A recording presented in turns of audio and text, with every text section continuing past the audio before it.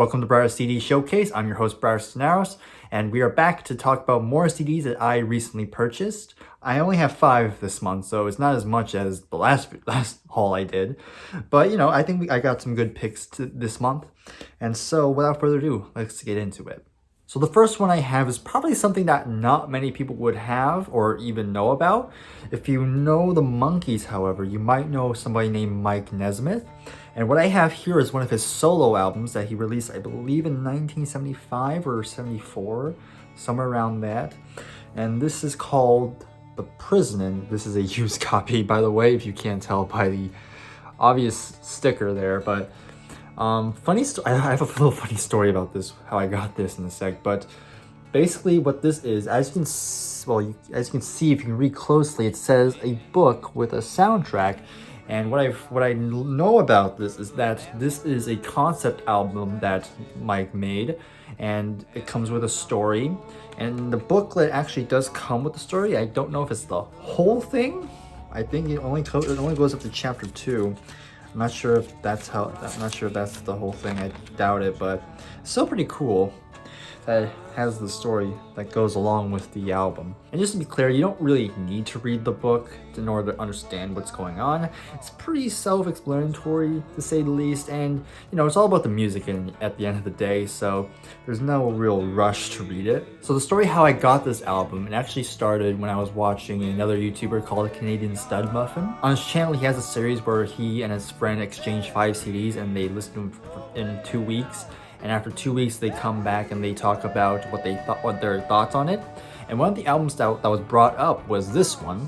Both of them really enjoyed this album, and it was kind of that made me interested. Unfortunately, this album's not on Spotify. I had to go on YouTube. And the first song I listened to was Dance Between the Raindrops. And when I first heard that, I was shocked. It sounded great. It has a country feel to it. It has both a country and a rock feel, but it's kind of atmospheric as well. And I just loved how it sounded, and that made me really want to get it. And so I went to Amazon to see if they had any, and unfortunately they did. And it's one of those third-party sellers. It's not affiliated. It's not from Amazon, but I still sprung at it, and I waited for 2 weeks for this, even though it said it was gonna be here in about 5-6 days. And after 2 weeks, it still hadn't arrived. So I thought okay, maybe I got scammed or whatever. So I called for a refund. And the exact same day I called for that refund, it just happened to pop up. So if you're the person that sold me this, I'm sorry. I didn't mean to.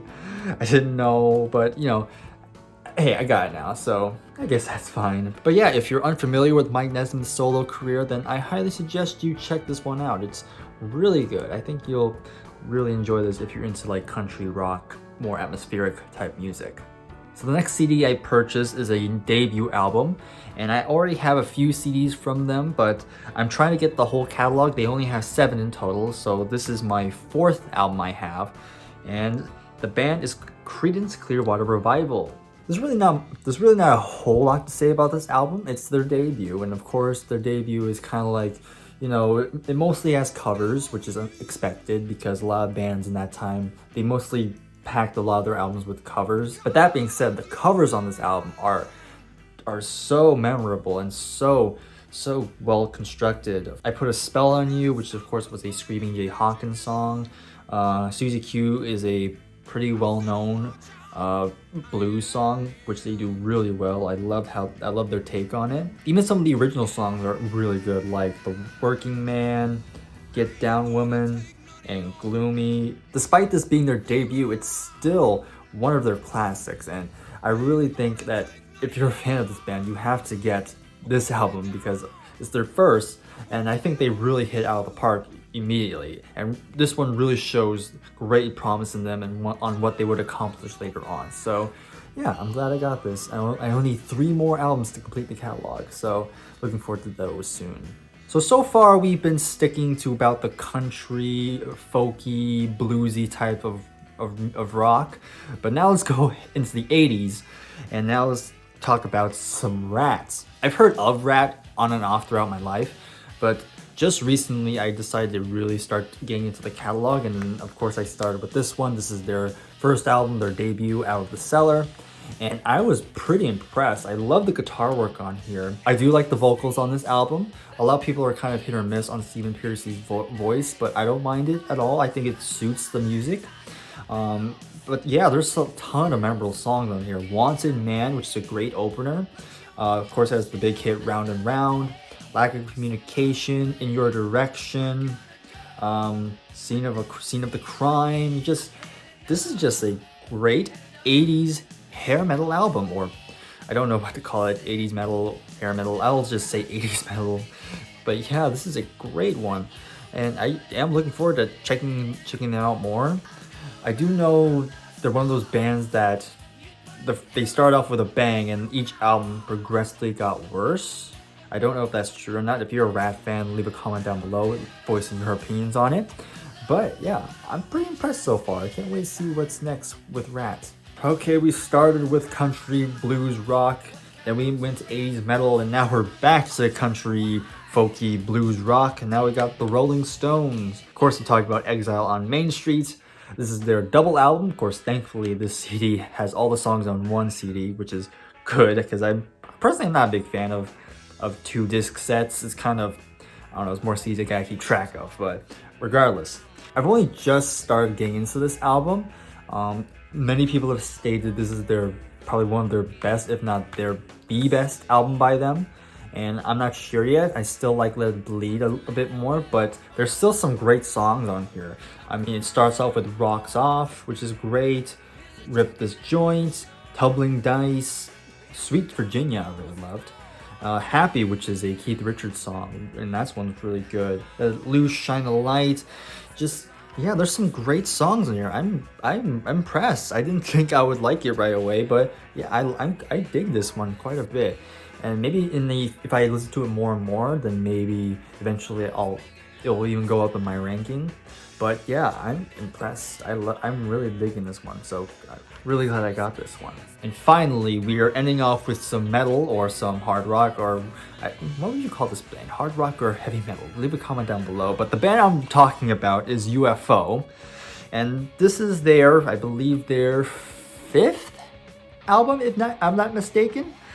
I'm talking about Force It, and I'm gonna try and censor this because this is quite, yeah, this is a good album. I mean, I only have one other UFO album. I have Obsession, and I really wanted to get more into them, and I decided to go for this one because it was there, it was available, and I decided to get it.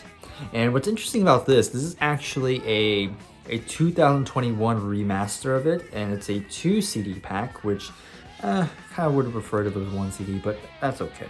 So if we open it up, of course you have this little thing. I forgot what these are called, but this is like a record of the songs, which is pretty cool. And what you have here, this is actually the alternate cover of the original. It's transparent because, yeah, most countries did not allow the original, if that's a shocker.